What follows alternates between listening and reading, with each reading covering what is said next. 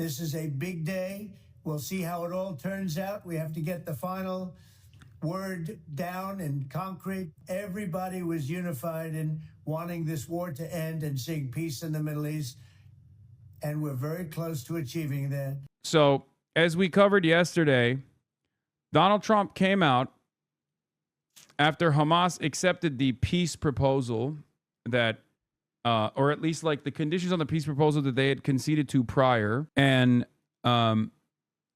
came out and accepted it. At least, like I said, the parts that they had conceded to in the peace proposal prior. And Donald Trump liked it. To my shock, to my surprise, Donald Trump liked that they were accepting of it. Okay? And as I tweeted, Donald Trump revealed this statement after. He said, based on the Hamas statement just issued by Hamas, I believe they are ready for a lasting peace. Israel must immediately stop bombing of Gaza so that we can get the hostages out safely and quickly. Right now, it's far too dangerous to do that. We are already in discussions on details to be worked out. This is not about Gaza alone. This is about long-sought peace in the Middle East. Israel, of course, did not stop bombing Gaza. Then Donald Trump went and said, I appreciate that Israel has temporarily stopped the bombing in order to give the hostage release a day later, 18 hours later. What reason do we have to think this isn't just the same thing as a Qatar strike? Trump's response so far, and I don't know. I don't trust Donald Trump. Until this is done, I will not be trusting Donald Trump.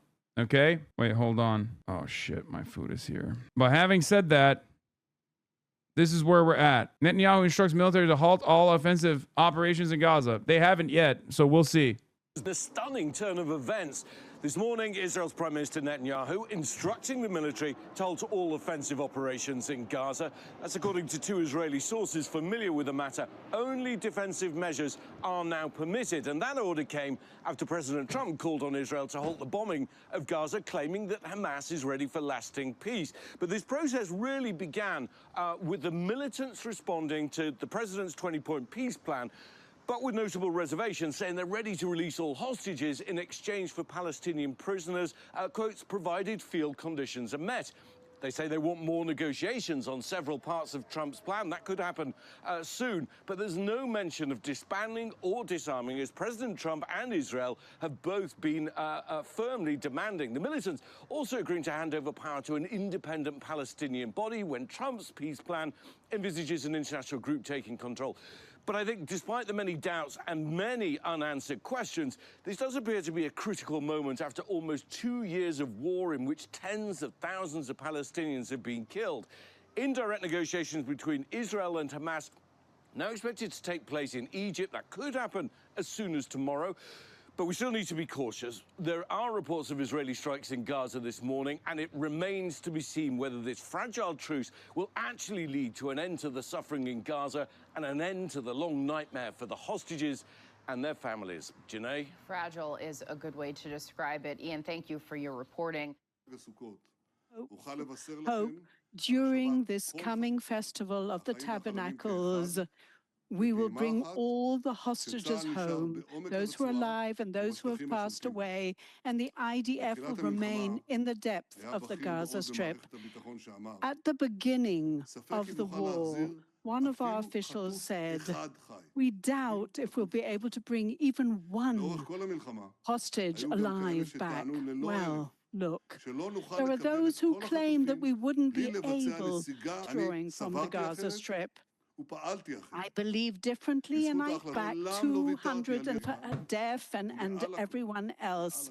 But above all, we would not have actually removed and eradicated that nuclear threat against the state of Israel. It was a historic achievement that will be written down in the annals of history.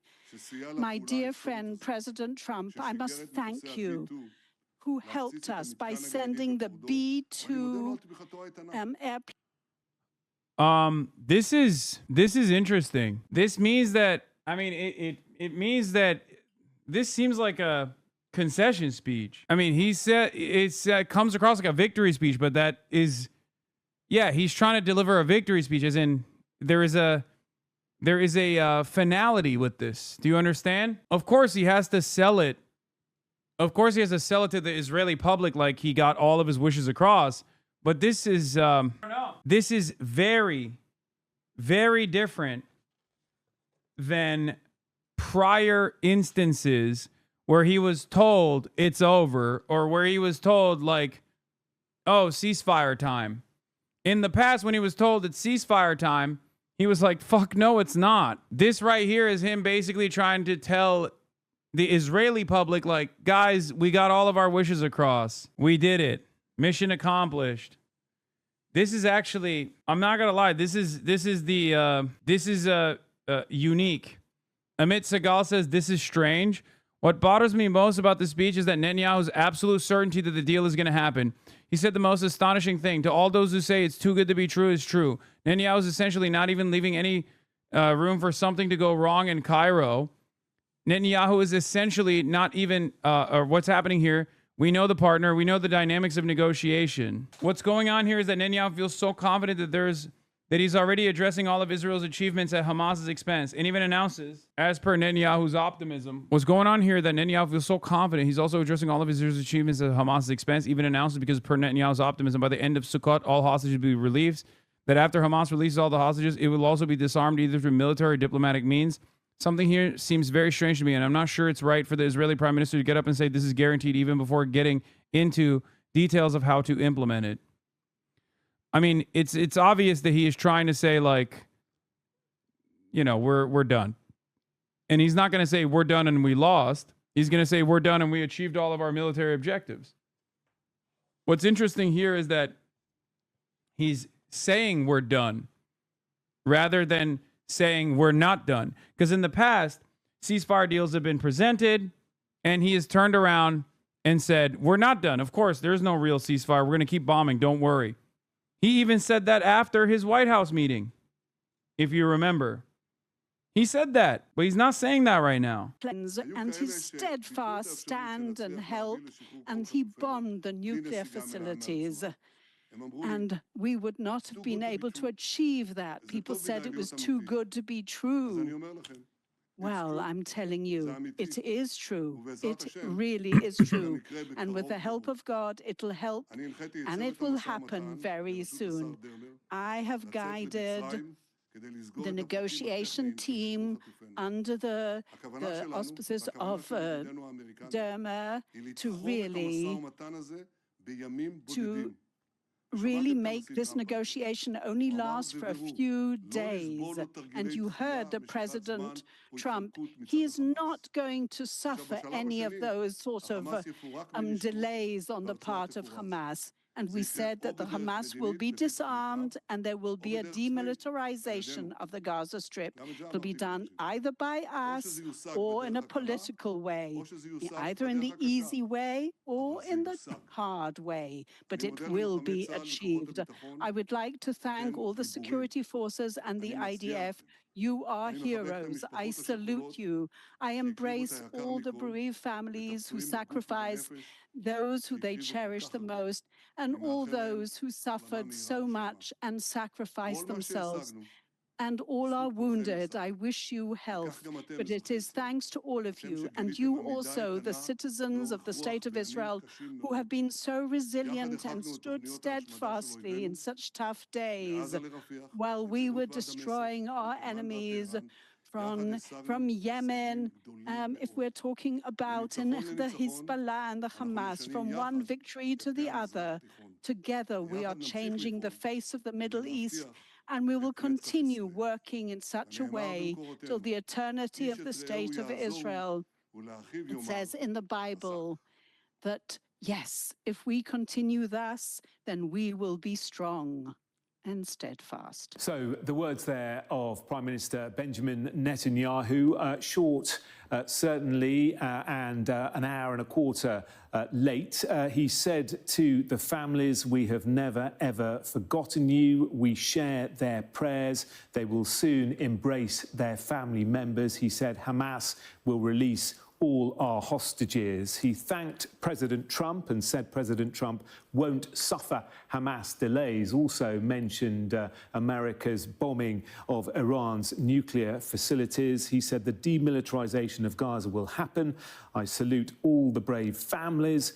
Thank you to those wounded in the war. And finally, he thanked the Israeli citizens as well. Well, our Middle East correspondent, Adam Parsons, is in Jerusalem. We waited a long time, Adam, to hear from the Prime Minister. He had little to say, but I felt it sounded, perhaps prematurely, like a victory speech. Yeah, it's this whole process, Jonathan, there's a certain element of the Donald Trump about this, isn't there? That he sounds optimistic. He sounds as if this is all terrific news and that he's done wonderfully well. But actually, I was looking for firm details in this, and they're relatively few and far between. So he talked about telling his team, led by Ron Dermer, who's the Minister for Strategic Affairs, that negotiations should continue, but that they should only last for a few days. So in other words, rather like Donald Trump, he's saying we need to focus, we need to get on with this, we can't let this drag on. He said that Hamas will be disarmed and demilitarized, and this could either happen in the easy way or the hard way, but it's not really clear what he meant by the easy way, other than one assumes through negotiation. And he sounded very, very confident about saying that all the hostages would be returned. But in those sort of thorny issues... I got it, Chatter. You're funny, okay? Funny bit, dude. About what concessions he was going to make and how he was possibly going to satisfy the angry members of his cabinet. Of that, there was no detail at all. So, yes, I agree with you. The way he framed it was as a very victorious, upbeat speech, one in which he thanked his population, in which he talked rather solemnly about the requirement to bring back hostages and to give burials to those who were coming back dead. But in details at the moment, they are few, other than the fact that quite clearly negotiations, intense negotiations, are going to take place in the coming days. So the big question, Adam, I guess, is how much further forward are we? There's no deadline as such, is there? No, and to be blunt, I don't really think there ever was a deadline. I know Donald Trump says there was, but I was never able to find out what breaching that deadline would even mean, because when he said, well, I've given Hamas this deadline, it's like, well, if they miss it, what's going to happen? What, Israel's going to attack? Well, they already are. So it wasn't clear what that deadline ever meant. There's a Sukkot holiday coming up. Very clearly, the anniversary of the October the 7th attacks is approaching. I suspect everybody would like to come up with a deal that coincides. My friend invited me to go to the Birthright Israel trip program. What are your thoughts on the program itself? Are you insane? Your goal should be to try to get your friend to stop from going to fucking Birthright. Dude, we're talking about a Nazi country doing a fucking Holocaust, and you're like, should I go to the brainwashing free trip where the entire purpose is so I meet like an IDF wife and then live in Israel permanently and play a role? Tell your friend the moral stain will live on forever. I think for people like that, because like they're obviously they're brain broken already, but for a person like that, the best possible thing you can do is explain to them how much everybody fucking hates Israel, and that being associated with Israel like that, especially because it's like very clearly designed for propaganda purposes, so that it can instill loyalty in the mind of your friend. You're volunteering to be fucking brainwashed and be forever associated with a country that is despised by the rest of the fucking planet. Like, it's not even just like brainwashing tactics or whatever. You're just volunteering to associate with a dying brand. Okay? You know what I mean? Like, there was never a good point to go to Birthright There was never a good moment to go on Birthright. But there is definitely the worst moment to go on Birthright. And today is the worst moment to go on Birthright. You know what I mean? It's like guy who joined the call to arms from Nazi Germany in like 1942. Because Nazi Germany, just like Israel, did a return. Did a demand for return for all Germanic peoples. I forget what it was called, but there's a term for it. Yeah, it was in Band of Brothers. Yeah, Lieutenant Spears just fucking murks him. I'm not Zurück ins Reich. Well, what's the English version? Volksdeutsche, is that what it is? Volksdeutsche. And plenty of, there were definitely Americans of German descent that took on this call and returned to the fatherland, right? And they got fucking murked. But what's even crazier is to do that call to the fatherland when it's obvious that Nazi Germany is about to be defeated. With October the 7th. But in terms of any pressing deadline, I don't feel that there necessarily is one, other than the fact that clearly Hamas is a degraded fighting force. The tension in the Arab world has been high ever since Israel attacked Qatar to try to get to the Hamas leadership.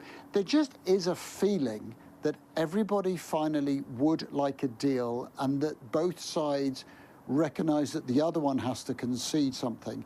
All that is left is for those two sides, Hamas and Israel, to realize that they too are going to have to concede something, that we're going to have to end up with a deal where both, if not all three sides, including America, feels it isn't perfect, but it is somehow politically palatable.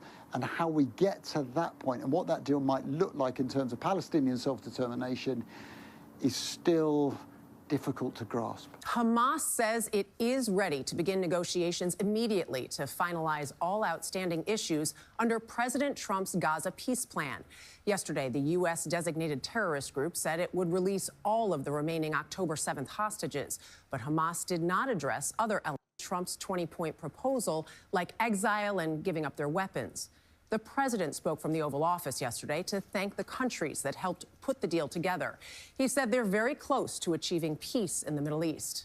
Earlier, he had warned that Hamas had until Sunday evening to agree to the deal or face, quote, all hell. Deborah Pata is in East Jerusalem with the very latest. Deborah, good morning. Good morning. Well, despite a qualified response from Hamas to his peace proposal, President Trump has welcomed it and immediately ordered Israel to stop. A U.S. official said Trump spoke with Erdogan on Friday before Hamas' response, asking him to ensure the movement would not reject the plan. The official added, Trump told him, I've done a lot for you, and now I need you to do this for me. Bibi went too far in Gaza, and Israel has lost a lot of global support. Now I will bring all that support back to them. These guys are out of their fucking minds if they think they can just, like, bring the support back to Israel somehow. Gaza overnight, saying Hamas is ready for a lasting peace.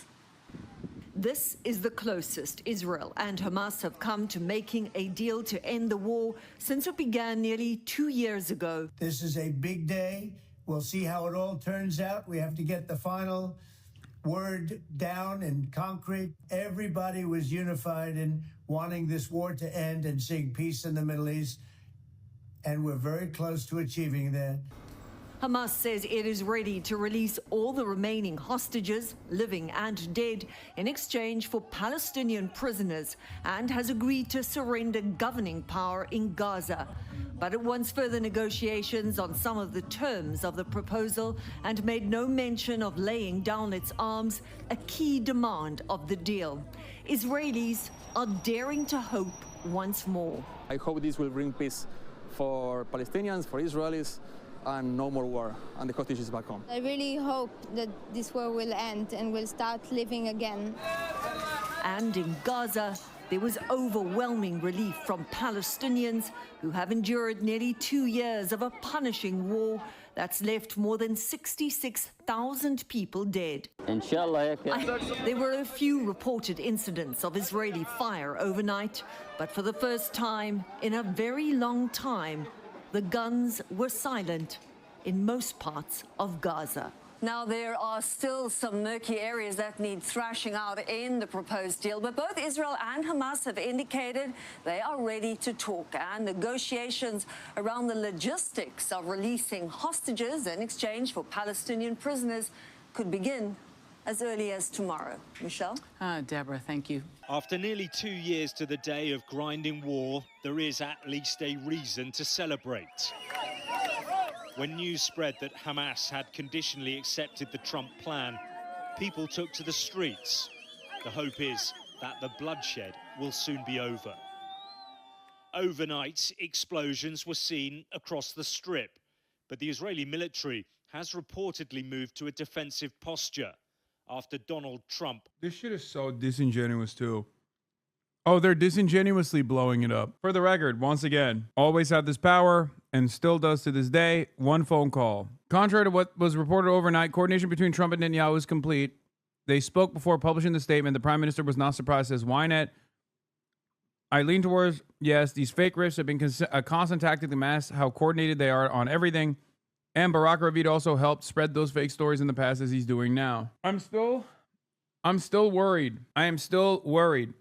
Because yes, Donald Trump does have the capacity to stop Israel with a phone call. And yet Donald Trump has only used that phone call to further scheme with Israel over and over again. But the only difference here is that Benjamin Netanyahu isn't speaking like he's going to continue the bombing campaign, but instead started talking about victory. And that has a finality to it.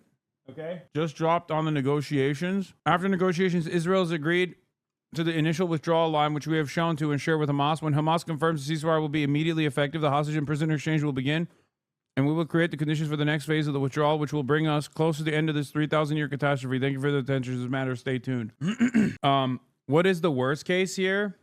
3,000 years, by the way. Oh, God, these guys are so fucking stupid. Worst case is that this is yet another scheme, and they're faking it, and they're going to take out the hostages, because it's been like somewhat of a political hurdle for Netanyahu and Israel, I guess. And then they're going to immediately keep bombing and implement the Rafah concentration camp, ethnic cleansing campaign. That's the worst case. I'm not saying that is going to happen.